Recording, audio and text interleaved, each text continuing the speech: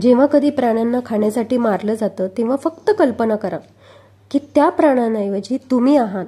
ह्या क्षणाला तुम्ही तुमच्या कुटुंबासोबत छान वेळ घालवत होता, आत्ता हसत होता आणि अचानक कोणीतरी धारदार शस्त्राने तुमच्या डोक्यावर आघात करतंय. काय अवस्था चेतनाची झाली असेल?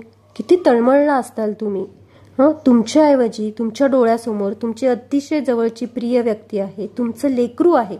नाही ना कल्पना पण करू वाटत? तुमची काय मनस्थिती झाली? तुमच्यात जी चेतना आहे, जो जीव आहे, तो त्या प्राण्यांमध्ये पण आहे. तुम्हाला जसं मरायचं नाहीये तसं त्यांनाही नाही मरायचं. जगातलं काय, मी तर म्हणते ब्रह्मांडावरचा कुठलाही देव निष्ठुर नसेल की त्याच्यासाठी कुठल्या जनावरांचा बळी द्यायची गरज पडावी. जो दुसऱ्यांना जीवन देण्याऐवजी बळी मागतो त्याला देव कसं म्हणायचं? तुमच्या जुन्या चालीरीती, परंपरा एकदा त्याच्यावरती विचार करा की खरंच ह्या गोष्टी घडणं असणं गरजेचं आहे. आणि देव खरंच असा असतो? कुठल्याही संतांनी असं कुठेही आणि कधीही सांगितलं नाही आणि सांगणार पण नाही.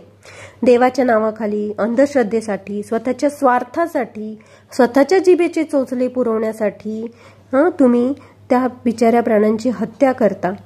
स्वतःच्या लेकराचा, जवळच्या व्यक्तीचा बळी देऊ शकाल? किती खालच्या थराला जायचं. काही लोक म्हणतात आम्ही आमच्या तब्येतीसाठी खातो.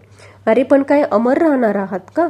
आणि दुसरी गोष्ट तुम्हाला माहितीये, जेव्हा प्राण्यांना मारलं जातं तेव्हा स्वाभाविकच ते रागात व घाबरलेले असतात.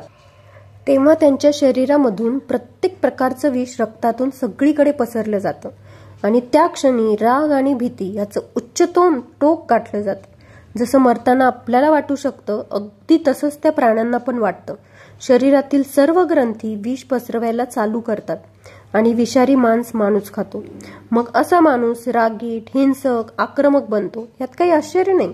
आणि कोणाची हत्या करून जगणं याचाच अर्थ जीवनाबद्दल सन्मान नाही. अशी व्यक्ती चेतनाशून्य झालेली असते. मनुष्य पण बनू शकत नाही. ती प्रार्थना पण करण्याच्या योग्य राहत नाही.